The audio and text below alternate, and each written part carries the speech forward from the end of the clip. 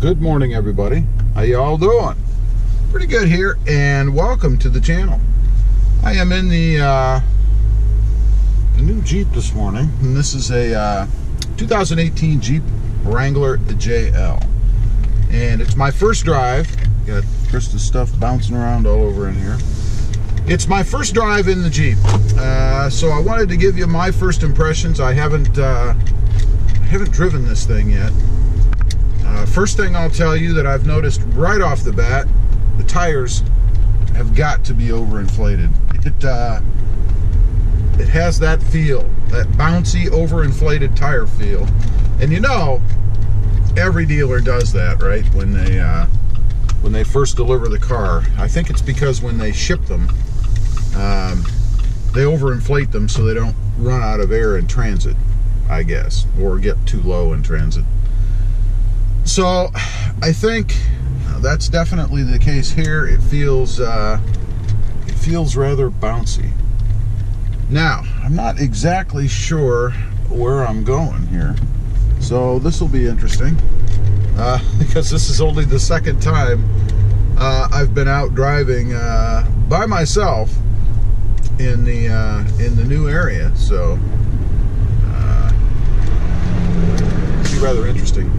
I can't figure out how to get the rear of the seat to recline. Not sure how you do that. Find everything else, but I can't find the... Oh, I know what it is. I think. Yeah, there is a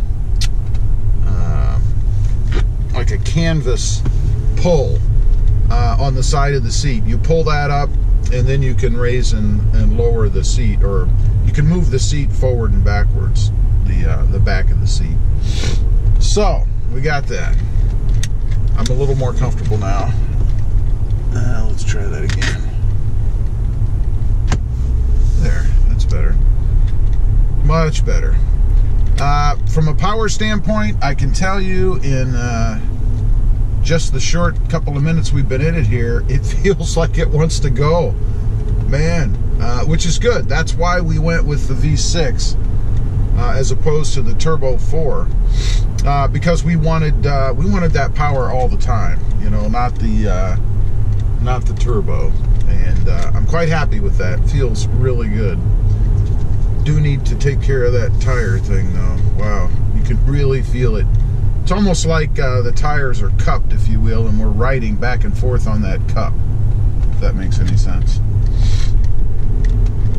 Yeah, there was a Jeep just went by us, kind of a orange color. All right, so now we're at a point where we have to figure out where to go. And hopefully I make the right choice. I don't know.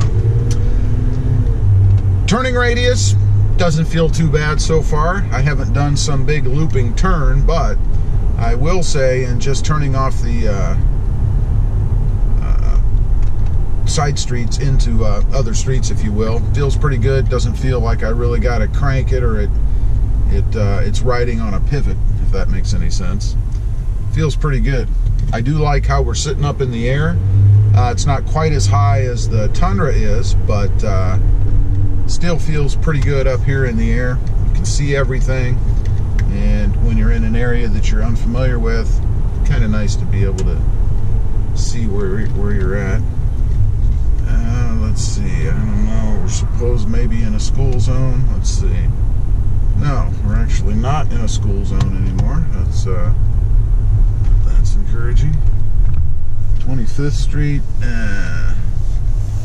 don't really know where that goes, so we're gonna go up here. Again, I have really no idea where I am. We're just kind of aimlessly wandering at the moment. I have been out and about a bit, but I haven't been driving. So how about the comfort in here? Now that I have the seats right, feels pretty good. Seats are nice and plush. They are cloth seats, of course. Still trying to get that back the way that I want it. The steering wheel position is good. I haven't even had to move it, so Krista has that set up apparently for the both of us, I guess, because it feels pretty good to me. is, of course, less roomy inside than the Tundra is.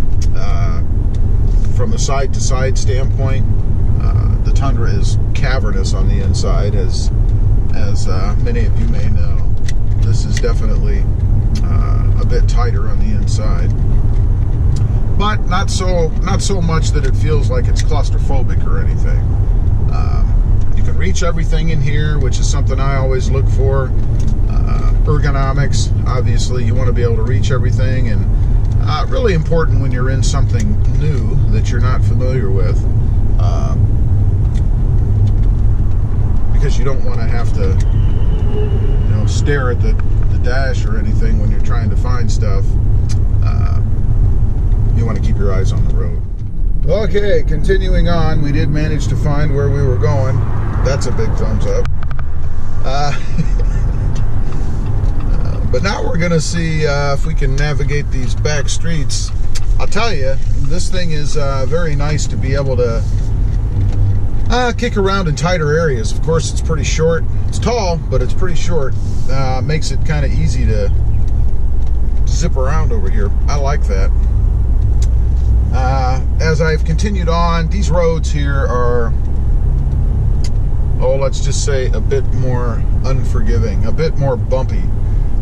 So you really do pick that up in the Jeep. The ride, of course, is firmer, stiffer, and you really can feel the road in this thing.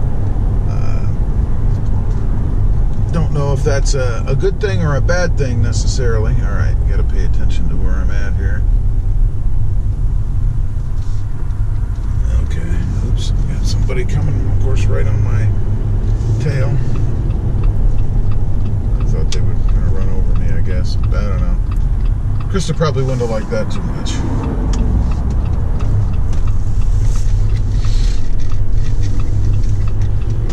Again, the turning radius is good. Nice smooth turns. Doesn't feel like it wants to fight you or anything. It does have the bigger tires on it, of course, but they're not so grippy that, they really bite when you're turning.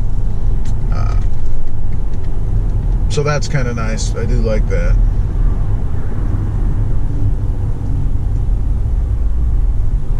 Oh, one thing I do want to mention that this thing has on it that I had forgotten about, that stupid start-stop function. I guess I think I knew that when we were getting this, that it had it, but there is a button that you can disable it. The only problem is, I believe you have to push that button, much like the Jeep Cherokee that we had. You have to push that button every time you restart the vehicle. That kind of sucks. But the good thing is, at least you can disable it. I had forgotten. I pulled up to a stop sign, and it felt weird because it shut off. And then once I let off the brake pedal, of course, it started again. So it does have the stop-start feature.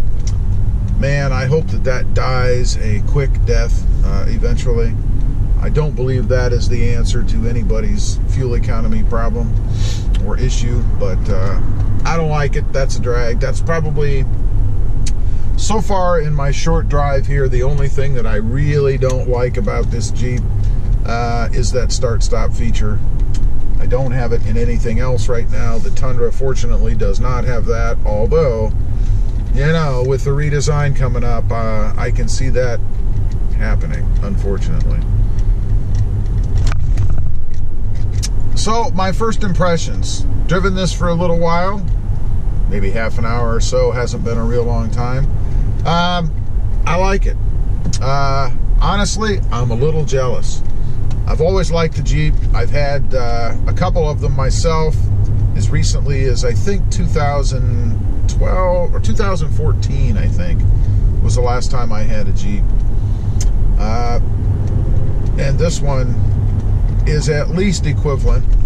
Certainly better from a technology standpoint than that one was, but at least equivalent in power.